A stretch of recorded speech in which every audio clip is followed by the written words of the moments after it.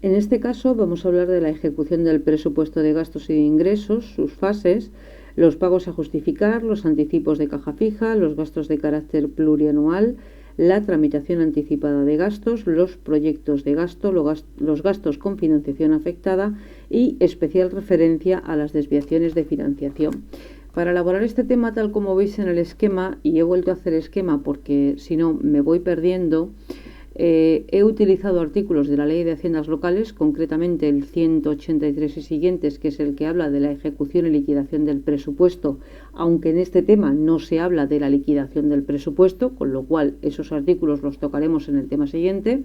El Real Decreto 500/90 en el capítulo tercero del título primero, que habla de la ejecución y liquidación, lo mismo digo sobre la liquidación. Y después, para hablar de, vamos a ver el programa, de los proyectos de gasto, para los gastos con financiación afectada y las desviaciones de financiación, yo he utilizado la orden HAP 1782/13, que es la simplificada, pero bueno, se puede utilizar también la normal. Los artículos 22, donde se habla del concepto del proyecto de gasto, en el 26 de lo que es un gasto con financiación afectada, y en la regla 30 que se habla de la desviación de financiación. Y después, para ponerlos en algún sitio, porque si no se me iba de cuadrícula la tabla, pues he puesto aquí el artículo 190, que es el que nos habla de los anticipos de caja fija y de los gastos de carácter plurianual en el 174. Así que vamos a ver si, respetando este esquema, puedo explicar el tema. Comenzamos con la Ley de Haciendas Locales. El régimen jurídico de la ejecución del presupuesto dice que se hará conforme a la sección tercera y complementariamente por las normas que dicte cada entidad y que quedarán plasmadas en las bases de ejecución del presupuesto. En el 184 se habla de las fases del procedimiento de gestión de gastos. Se me ha ido el ratón solo. Donde se habla de cada una de las fases. Dice que esto se desarrollará reglamentariamente: la fase A, la fase D, la fase O y la fase de ordenación del pago. Entonces, como esto se desarrolla reglamentariamente y estos artículos quedan mejor plasmados en el Real Decreto 500/90, ya automáticamente, conforme nos muestra el esquema, una vez ya que hemos tocado el 184, nos vamos al Real Decreto 90 para hablar primero de las fases y después de cada una de ellas y su régimen de competencia y delegaciones, incluyendo en el artículo 63 la posible formación de la unidad de ordenación de pagos y en el 64 la posible formación de una unidad central de tesorería, aunque estos artículos no son obligatorios, yo los meto porque me parecen interesantes. Así pues, nos vamos al Real Decreto 500/90. En el artículo 52 nos hace una reproducción del 184 con las mismas fases de ejecución del presupuesto. La fase A. La autorización es el acto mediante el cual se acuerda la realización de un gasto y se reserva, se hace una retención de saldo, ya lo hemos visto en el artículo 31 del propio Real Decreto. Se hace una retención de saldo por una cuantía cierta o aproximada, reservando a tal fin la totalidad o parte de un crédito presupuestario. Es el inicio del procedimiento de la ejecución del gasto, si bien esto no tiene implicaciones ad extra, pero ya he dicho que sí ad intra, porque de hecho vincula en el importe por el que se debe aprobar la fase D, que debe ser siempre igual o inferior al de la fase A. Respecto a las competencias y a las delegaciones, la competencia puede corresponder al presidente o al pleno, dependiendo de la normativa vigente, y en las bases de ejecución del presupuesto se recogerán las posibles delegaciones o desconcentraciones, tanto puntuales como de carácter permanente, de las que se habla aquí, y en este caso bastará una remisión expresa.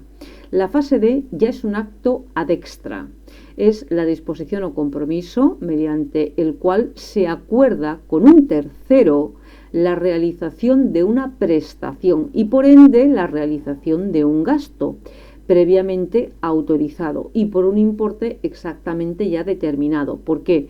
Porque ya he acordado con el tercero que me va a realizar una prestación o me va a suministrar determinados bienes o productos, y por ende hay un contrato firmado con ese tercero ad extra que tiene un precio, y por ende por eso la disposición tiene que tener un importe exacto y determinado.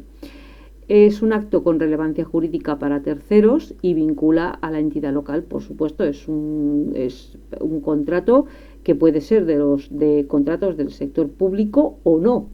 Eso es indiferente. El artículo 57, igual que en el artículo 55, nos habla de la competencia. Dependiendo de si la fase A ha correspondido al presidente o al pleno, pues la fase D puede corresponder al presidente o al pleno en función de la normativa vigente, y del mismo modo se habla de desconcentraciones o delegaciones en las bases de ejecución del presupuesto, bien con carácter puntual o con carácter permanente. El artículo 58 nos habla de la fase O, diciendo que es el reconocimiento y liquidación de una obligación mediante el cual se declara la existencia de un crédito líquido, vencido y exigible derivado de un gasto que ha sido previamente autorizado y comprometido por el importe además exacto. Previamente al reconocimiento de la obligación, y esto es importante, deberá acreditarse documentalmente, y si no documentalmente, mediante la comprobación material de la aplicación de los caudales públicos, la comprobación material del gasto, que se llama, o la comprobación material del pago, documentalmente la realización de la prestación o el derecho del acreedor. Las entidades locales, las bases de ejecución del presupuesto establecerán qué documentos son los esenciales o se requerirán para que se entienda justificado la aplicación del caudal público y por lo tanto nazca el crédito contra la entidad local, que es en realidad el reconocimiento de la obligación, es el nacimiento de un crédito líquido, vencido y exigible contra la entidad local. También se establecerán las bases de ejecución del presupuesto, la forma en la que los perceptores de las subvenciones deben acreditar que se encuentran primero al corriente de sus obligaciones fiscales y en segundo caso justificar cómo han aplicado los fondos recibidos, y esto se puede hacer efectivamente mediante la comprobación material de la aplicación de los fondos públicos. Decir que esto, es decir, el hecho de que en las bases de ejecución del presupuesto aparezca la forma en que los perceptores acreditan estar al corriente de las obligaciones fiscales y los documentos que deben presentar para justificar la aplicación de los caudales públicos, no sustituye en modo alguno a la obligación que impone el artículo 8 de la Ley General de Subvenciones de establecer un plan estratégico de subvenciones, porque se encuentra una de todo, ¿vale? Después tenemos el artículo 60, que nos habla de la competencia. En este caso, la competencia ya sí corresponde solo al presidente. No obstante, corresponderá al Pleno en los supuestos en los que se trate de reconocimiento extrajudicial de créditos para los que no exista dotación presupuestaria. Generalmente para un reconocimiento extrajudicial de créditos generalmente no hay dotación presupuestaria, pero bueno, por eso se hace el reconocimiento extrajudicial de créditos. O para operaciones especiales de crédito o concesiones de quita y espera. ¿Por qué se habla del Pleno? Porque recordad que la competencia para la concertación de operaciones de crédito en algunos casos correspondía al presidente, pero en otros casos, en función generalmente de la cuantía y vinculada bien a los ingresos de carácter corriente o bien a los ingresos liquidados del ejercicio anterior o a los ingresos ordinarios del presupuesto del ejercicio actual, pues dependían o no del presidente o del Pleno. Y por último se dice que las bases de ejecución pues podrán hacer mención a las delegaciones o desconcentraciones puntuales o de carácter permanente. El 61 nos dice que la ordenación del pago es un acto mediante el cual el ordenador de pagos, en base a una obligación reconocida, líquida y exigible, o vencida, líquida y exigible, expide una orden de pago. Primero tenemos la certificación de pago, que es el resultado de la fase O.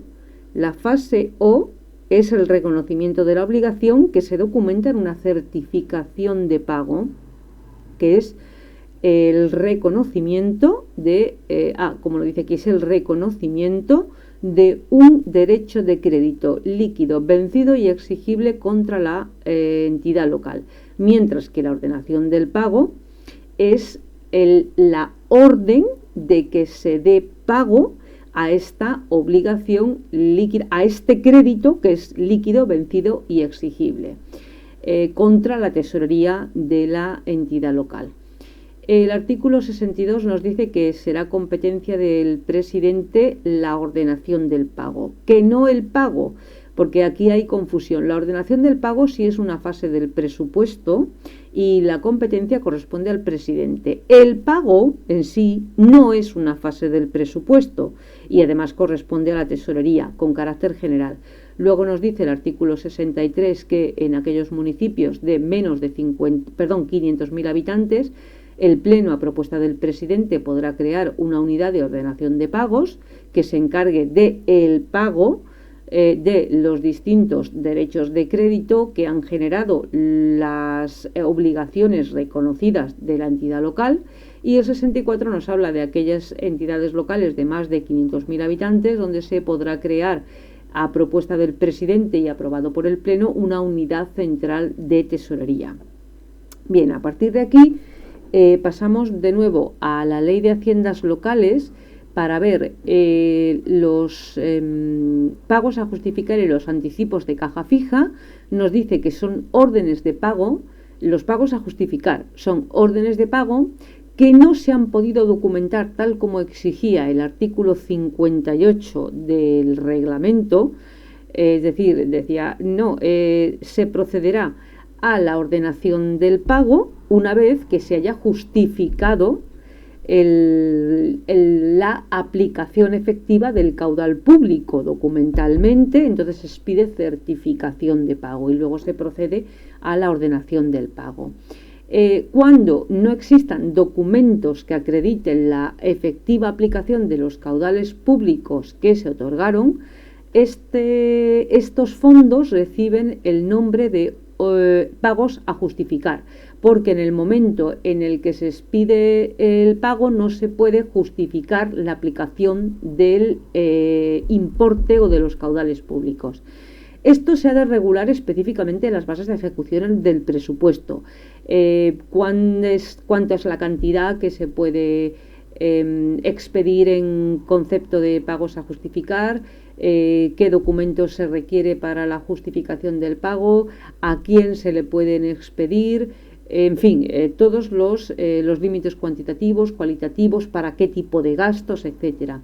Los perceptores de estas órdenes quedarán obligados a justificar la aplicación en el plazo máximo de 3 meses desde que recibieron el dinero y en ningún caso se podrán expedir nuevas órdenes de pagos a justificar por los mismos conceptos presupuestarios. Ojo con esto porque es importante, porque sí se podrán en conceptos presupuestarios diferentes siempre y cuando no se hubieran justificado documentalmente los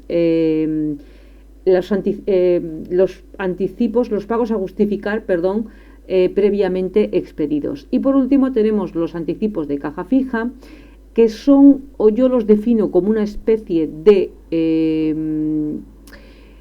a ver si no me sale la expresión, son una especie de provisión de fondos, ¿de acuerdo? Tienen el carácter de provisión de fondos para atender atenciones de carácter periódico o repetitivo.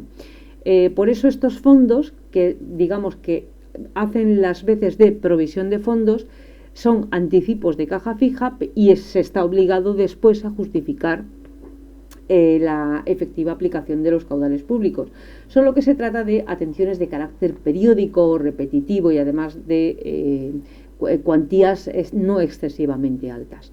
De otro lado, pasamos a ver, ya que estamos en la Ley de Haciendas Locales, en el 174 los gastos de carácter plurianual. Se dice aquí que, vamos al artículo 174, la autorización o realización de gastos de carácter plurianual se subordinará al crédito que para cada ejercicio autoricen los respectivos presupuestos. Ahora veremos cómo se hace esta digamos, atribución de importe para cada ejercicio.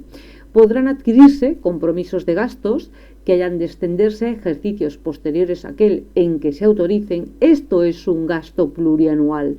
Aquel que se extiende a ejercicios posteriores a aquel en el que se autorice, siempre y cuando su ejecución se inicie en el propio ejercicio y además se trate de alguno de los siguientes gastos. Entre otros, inversiones y transferencias de capital, sobre todo inversiones, contratos, arrendamientos de bienes inmuebles y cargas financieras de las deudas de la entidad local o de sus organismos autónomos.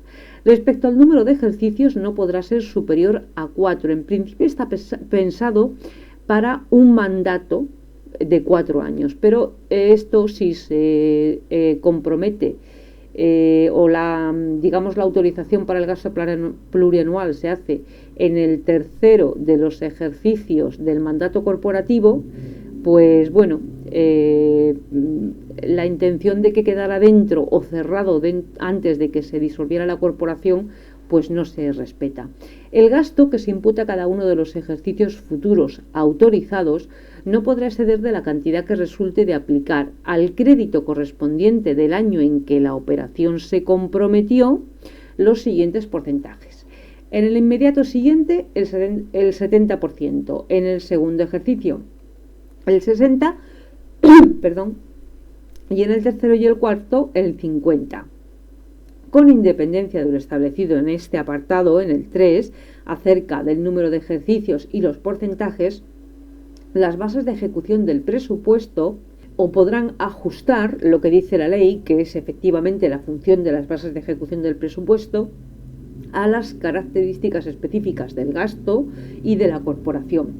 También se dice que en casos excepcionales el Pleno podrá ampliar el número de anualidades, así como elevar los porcentajes. Y por último, el artículo 6 nos dice que los compromisos a que se refiere el apartado 2 deberán ser objeto de una adecuada e independiente contabilización. Respecto de la tramitación anticipada del gasto, lo vamos a explicar antes de pasar ya a la orden HAP 1782/13 para hablar de los proyectos de gasto, los gastos con financiación afectada y las desviaciones de financiación. Hemos de decir que la tramitación anticipada del gasto conlleva, digamos, dos actividades. Una actividad de tramitación del expediente, que suele conllevar actividades siempre ad intra y que no tienen vinculación jurídica frente a terceros, donde además se hace constar expresamente que queda condicionada la validez de esa tramitación a que efectivamente en el presupuesto al que corresponda se haga efectivo mediante su reconocimiento en un crédito presupuestario ese gasto. Y de otro lado tenemos la acción de la gestión, digamos, del gasto en sí mismo. La gestión del gasto solo puede hacerse en el ejercicio en el que se contempla ese gasto en el presupuesto, principio del devengo. El reconocimiento de la obligación debe hacerse en el ejercicio presupuestario en el que está contemplado en el presupuesto, no cuando se produce la corriente financiera. Y también tenemos el principio de limitación del crédito de gasto, artículo 26 del reglamento 500/90, que nos dice que con cargo a los presupuestos de un ejercicio solo se podrán realizar gastos previamente reconocidos e imputados con imputación presupuestaria en el presupuesto, recogidos en el presupuesto. Pero las labores de tramitación del expediente, que son puramente administrativas y que además son ad intra y además están condicionadas a que después se ratifiquen en el presupuesto, sí que pueden realizarse en el ejercicio inmediatamente anterior a la aprobación del presupuesto. ¿Con esto qué se consigue? Pues una agilización en los trámites de la ejecución de este gasto, siendo requisitos, primero, que exista crédito suficiente para esta tramitación, que el proyecto de presupuestos donde se contempla este gasto llegue a aprobarse y que además esté condicionado expresamente la realización de este gasto a la aprobación del presupuesto y a la existencia de crédito suficiente. Ahora sí vamos a pasar, conforme veíamos en el esquema, una vez que ya hemos tratado los anticipos de caja fija y el 174, a la regla 22, que nos habla de lo que es un proyecto de gasto, el 26, que es un gasto de financiación afectada, y el 30, la regla 30, que es las desviaciones de financiación. Vamos a ver. ¿Qué es un proyecto de gasto? Es una unidad de gasto presupuestario perfectamente identificable, cuya ejecución se efectúa con cargo a crédito de una o varias aplicaciones presupuestarias y se extiende a uno o más ejercicios, requiriendo un tratamiento y control individualizado. Quizá esto se entienda peor, pero ahora viene donde se entiende mejor. Tienen la consideración de proyecto de gasto 1. Los gastos con financiación afectada y cualesquiera otras unidades de gastos presupuestarios sobre los que la entidad requiera efectuar un seguimiento y control individualizado.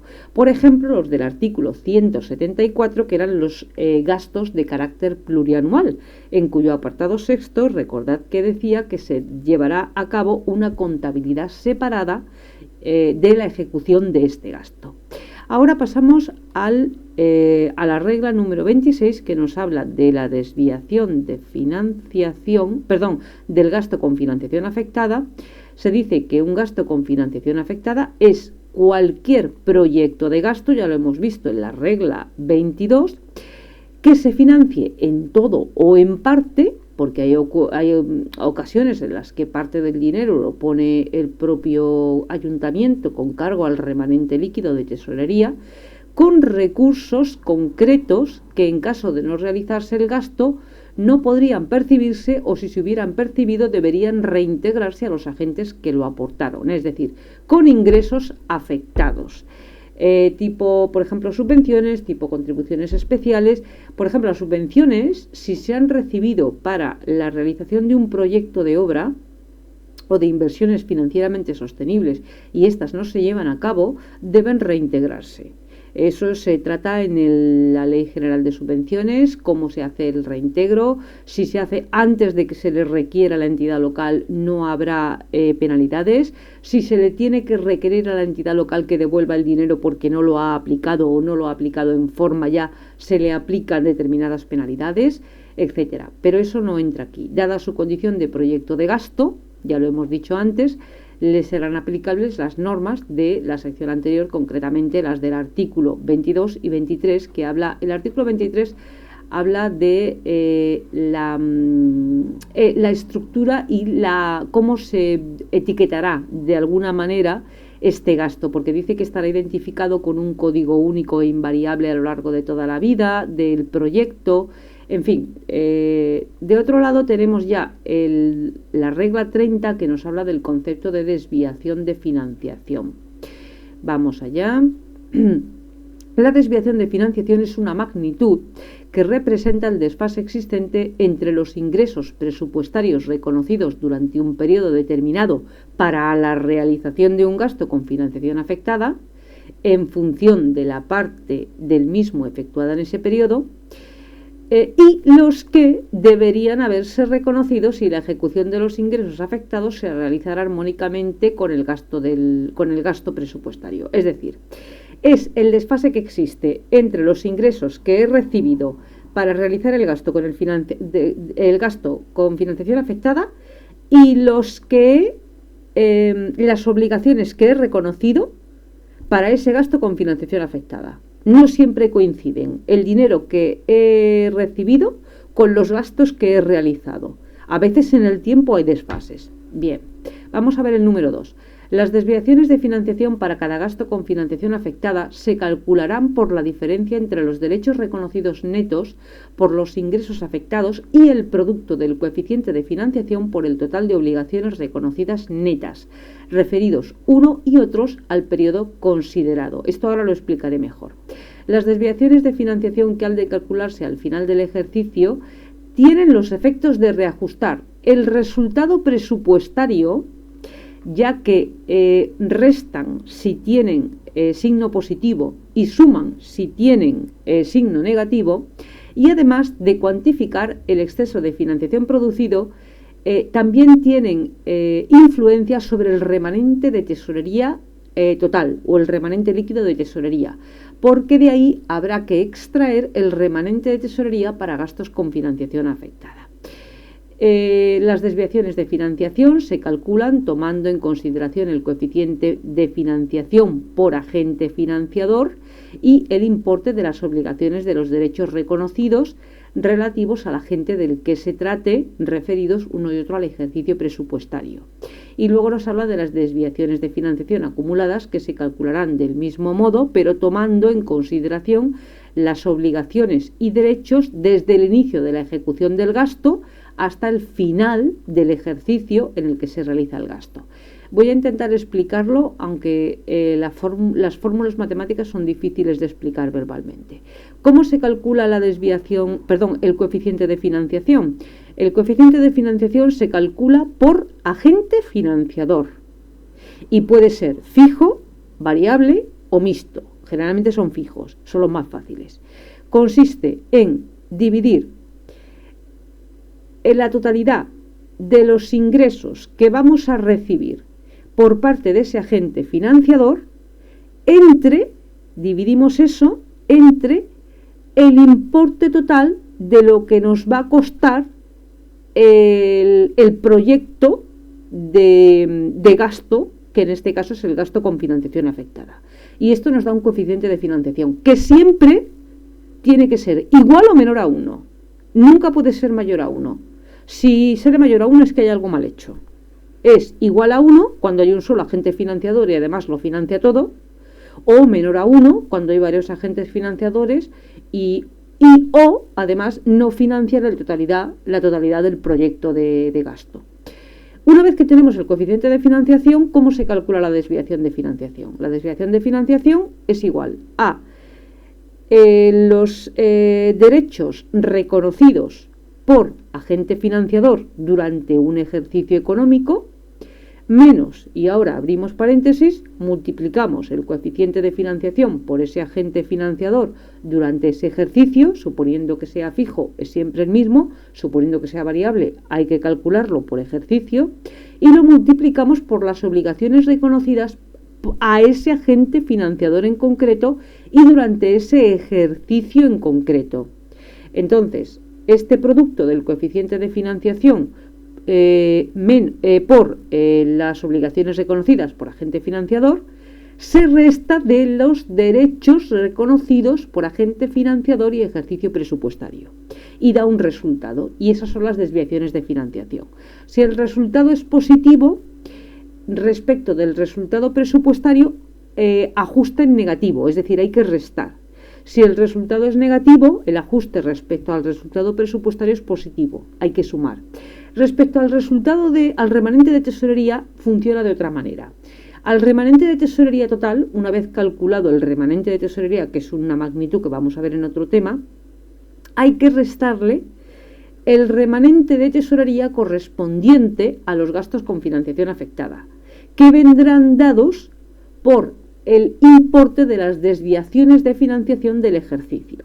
Y entonces, una vez restado del remanente de tesorería total el remanente de tesorería para gastos con financiación afectada, nos queda el remanente de tesorería para gastos generales, que son los verdaderos ahorros de la entidad local, y no el remanente líquido de tesorería total, donde puede haber remanente de tesorería para gastos con financiación afectada, que lo que haría sería falsear el resultado final del remanente de tesorería. Bueno, creo que es un poco complejo de entender así, pero lo he hecho lo mejor que he podido. Con esto queda concluido el tema de la ejecución del presupuesto.